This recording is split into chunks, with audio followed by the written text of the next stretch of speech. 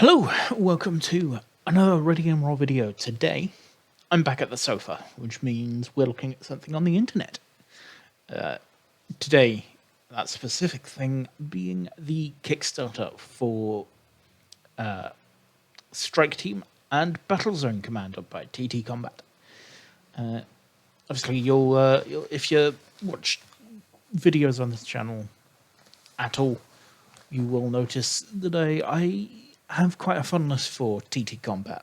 I've done videos on Carnivale, quite a couple, well, at least a couple at this point. I've done stuff on Drop Zone and Rumble Slam. So yeah, I like me some TTCombat stuff. It helps that I live relatively close by to a Troll Trader store, so they do all of the TTCombat games and all the TTCombat terrain, as well as everything else, which is cool. So yeah, I have incentive to play TTCombat games, especially given that it's free to play those there. But yeah, I've been excited for this for a while, just because I love a good skirmish game, and this looks to be really different compared to a lot of other skirmish games. And Battlezone Commander looks cool too, just because it's a it's a tabletop game set in a really interesting universe. So, whoopsie, wrong thing. God damn it. Let's head over to the Kickstarter page and see what it's all about. In the year 2507, the age of man collapsed. That's bloody loud. Over a century later, I hope that's not too loud for you. war on numerous fronts to reconquer our home. While hulking ships and grand armies may clash, this war will be won by the individuals. Prepare your strike teams and await orders. Deployment is unavoidable. We face enemies known and new. This will not stop us. Secure objectives, destroy the enemy, and dominate the battle zone. Commanders, the time has arrived to lead your forces to victory. Available on Kickstarter now. Yeah. I'm so glad that this has already hit its funding goal and then some. It's already hit a few of the stretch goals too, which I will be obviously showing in a bit. Yeah. So, got a bit of a brief on the plan, and the plan caught me off guard a little bit. I was fully expecting, especially for Strike Team, I was fully expecting it to be all resin. I did not expect any plastic. Maybe in the future, maybe for Battlezone Commander, maybe plastic, but not for Strike Team, not for a skirmish game. That's really cool to see. There are going to be resin minis for characters and vehicles and things like that, but it looks like they're trying to make the bulk of the range plastic, which is really cool to see. And it has me wondering if that's going to be something they try and do with all their other games going forward too. Because obviously we just had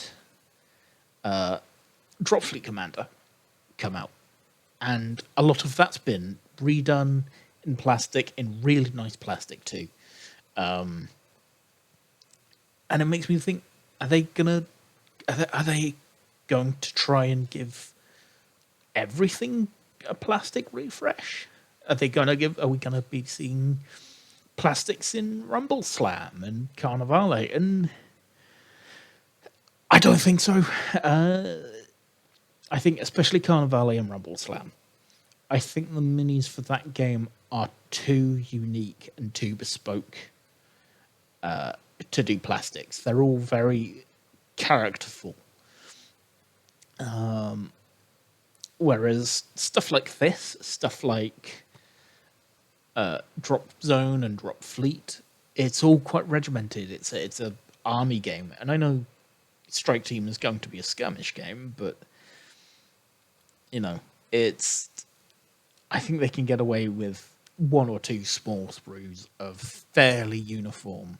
Like again, everything's uniform, whereas Carnivale and Rumble Slam, there's every faction has its own aesthetic, but that's different to being all uniform and relatively similar looking.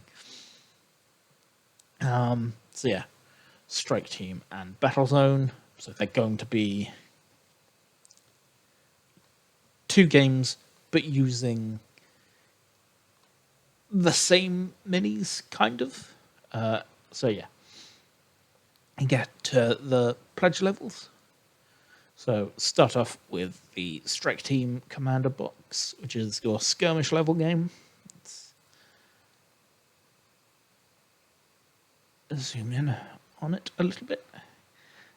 Your contents, so you get your two factions. So starter boxes for these games are always UCM versus Scourge, and this is no different.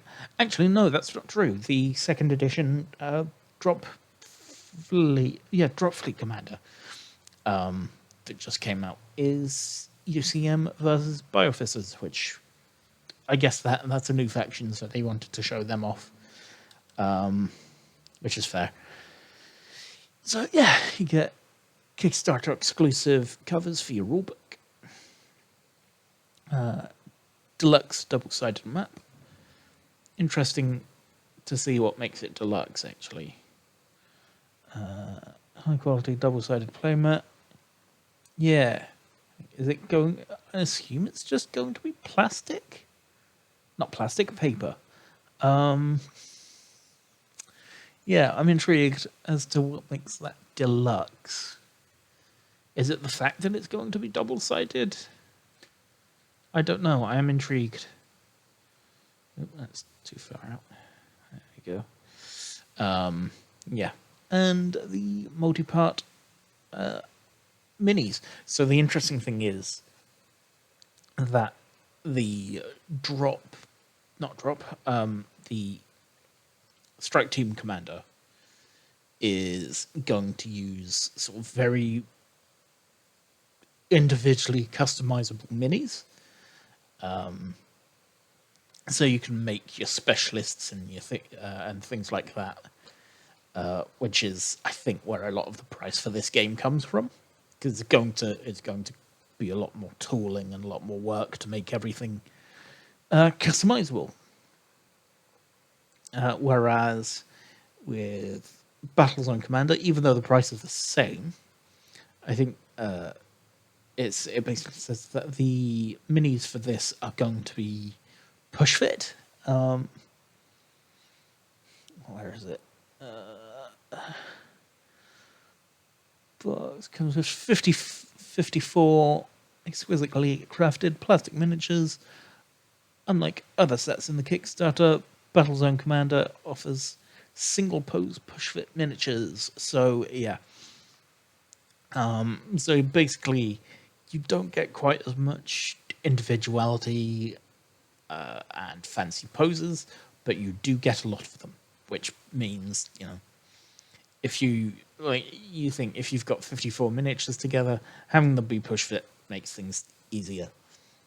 And you get your faction commander, which gives you the rulebook, your tokens, some dice, and your templates, plus a selection of minis. Core Troops bundle for your choice. Tokens, dice, Kickstarter exclusive cover, character cards. So yeah, really cool. Yeah. And this is the System Commander is your all-in pledge, which gives you everything. And for £800, yeah. Though I imagine if you were to buy this all at retail, you'd probably be crossing £1,000. I would imagine. Yeah. Lots of dice too. And the retailer pledge, if you are a store owner and would like to get in on this, I think on gameplay. So, yeah, it sort of distinguishes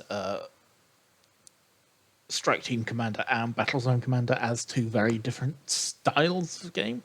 So, Battlezone Commander is going to be your more standard outdoors, firefight type game. Infinity. It's still from what I can tell, it plays on a 4x4 to 6x4, so you can play it on sort of most tables you'd expect for 40k. Outside, whereas Strike Team Commander is indoors, and that's really cool. There's a lot of talk of walls that you can breach, things like that, and I'm really, really hyped to see how that plays out on the tabletop. Cross-compatible miniatures, so obviously, if you've got minis for one, you then have minis for the other. So if you started out with Battlezone Commander, you could then take however many minis you need for God, it's just my brain is not doing it right now. Strike Team Commander. I've already recorded this once today, and it was a 40-minute long video, so my voice is fucked, and my brain is even more so.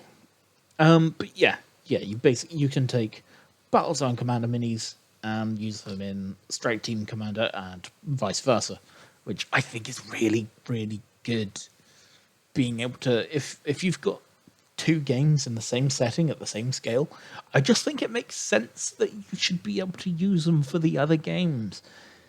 Games Workshop, you scumbags. Anyway, also talks about the terrain. They're going to be doing a whole terrain set for this game, which is cool. Obviously, you can use any of their other existing terrain that they have. Excuse me. So that's fine, but obviously they're going to be releasing a whole new set of terrain specifically for this game. Rulebooks, Strike Team and Battlezone Commander rulebooks. Yeah, I imagine these are going to be in the same sort of size profile as their other Battle for Earth books, which is sort of A5 sort of size books. Which I think is really cool. I love the fact that they have these books that are smaller. You can just throw them in your bag and be happy. Like, I love these big chunky books that Games Workshop do. I do. They're cool.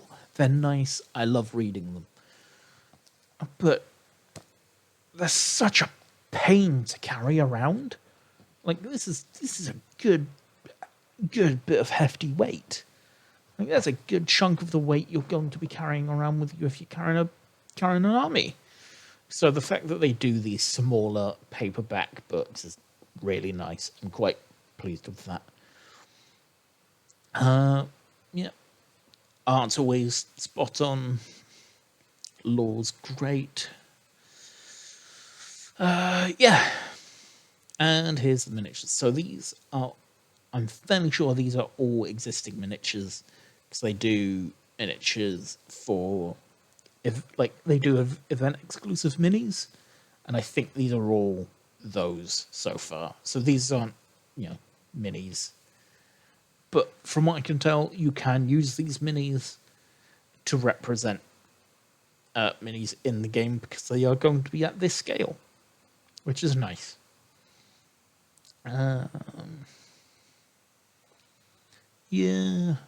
Crafted with, yep, basically. Very fancy computer stuff, really well sculpted. Like, if you're familiar with TTCombat, you know that their sculpting is always really nice, quite characterful.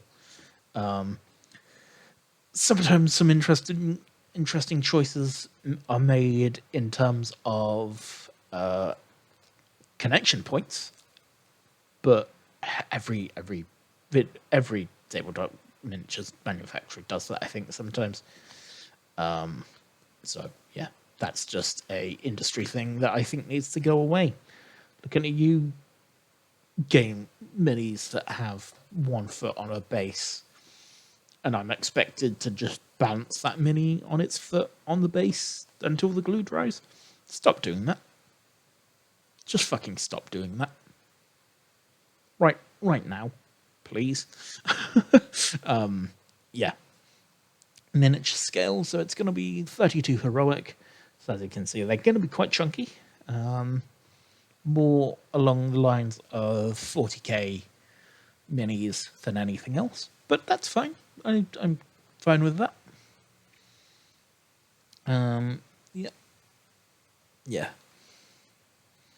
And here's some faction focuses, which, yeah, I think people should check out on their own. But yeah, really cool factions, I think.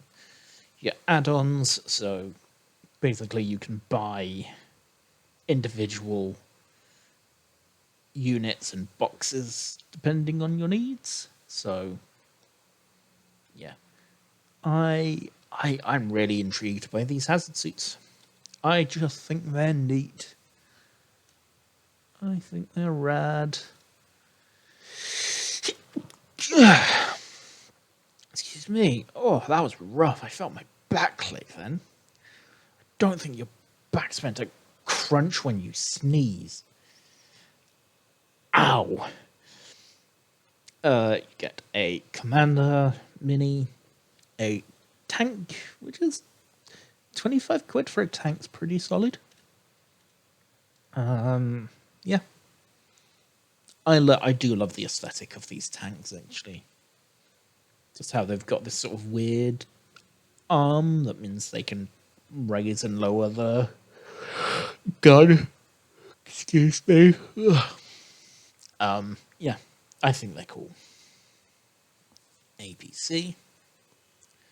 Dice and paints. Every faction has dice and paints, by the way, that you can have as an add-on. So 15 quid for the paints and 10 quid for the dice, which I think is basically what they are, though they are Kickstarter exclusive paint dice, which is cool.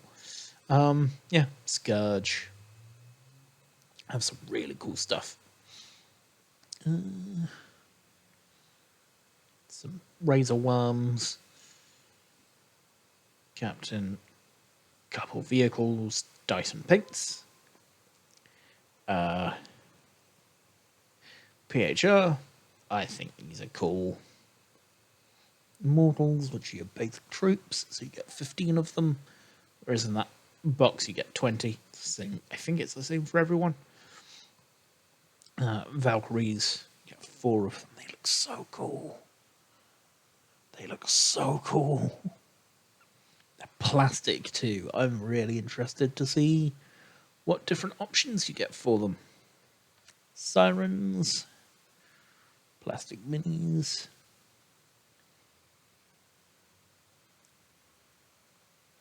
Commander, a mech, and a tank.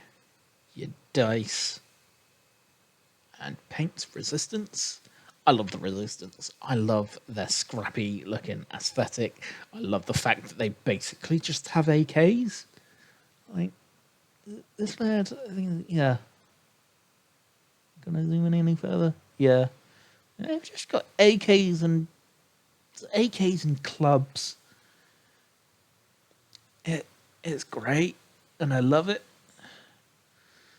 This has just got a big stick with a rusty blade on it. That's just a modern day like machine gun. Like that's just a Call of Duty Juggernaut suit, and it's just fucking rad. I love it. Yeah, you get a character,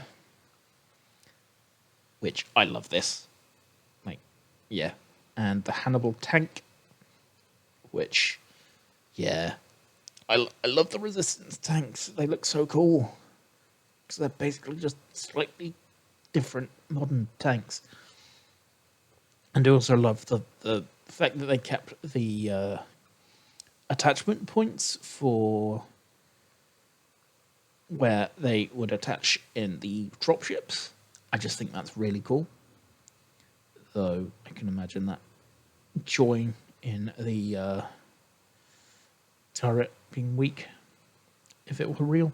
Same thing with here. That's cool. Though I'm not so keen on the Jackson. I'm not keen on this sort of sub-factions aesthetic as much as I am the rest of the Resistance. I like the more scrappy look rather than just strange sort of fascist thing. Like, it's still cool, but you know, Dyson paint. Shalturi, which I think it's so cool. It's going to be so hard to not just collect every faction for this game. Because look, it's robots. I love giant robots. Look at it. Fucking rad. Yeah.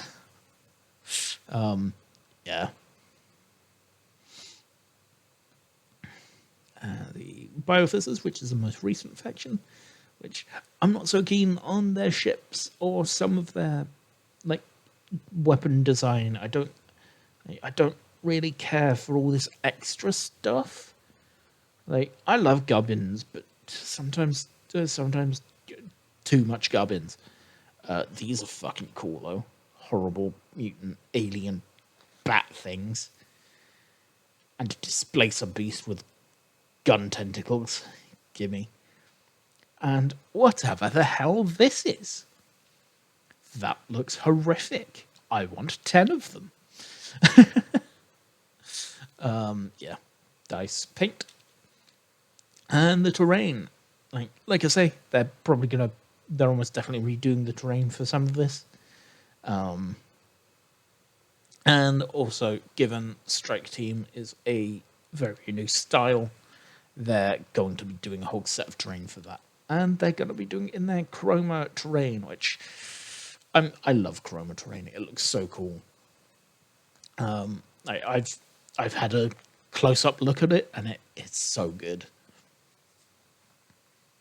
The fact that you don't have to paint it. Oh, thank you. Thank you, TTCombat, you wonderful, wonderful people. Yeah. And it's like, it looks cool too. Like, it really, I think you might want to do a little bit with the edges, but that's completely optional, and it still looks good enough. Like, at 6 feet away, that's still gonna look great on the table. Yeah. And I was thinking you could do so much in terms of narrative campaigns with this terrain. Like, you could easily go from like a city that looks like something like this to a city that looks like that. And I think that would be really, really cool. Yeah. Large ruin set. Yeah. And the Chroma Striketeam board, which 75 quid is really quite good. That's quite good for all that terrain. I imagine the TTCombat the resin scatter terrain would also be really useful for this board as well. and you can get it in the standard format, so plain MDF.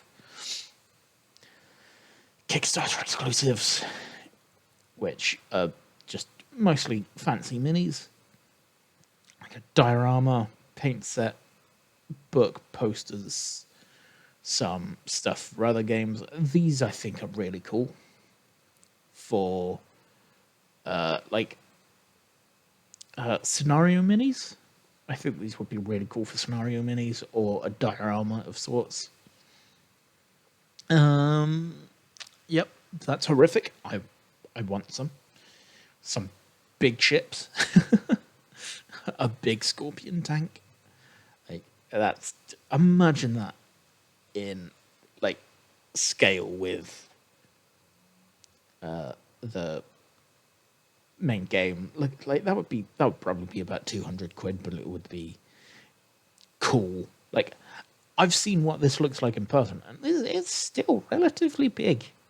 It's still like this big in terms of the body, and probably even this big if you include the tail. Like it's still a big mini. So the fact that they're going to be making that twice the size, it's going to be huge, and I want one. And then this again, I think the 3-up scale looks like it would be roughly in scale with the Striketeam and Battlezone minis. So you again, even though this is meant to be a display piece, I think you could still.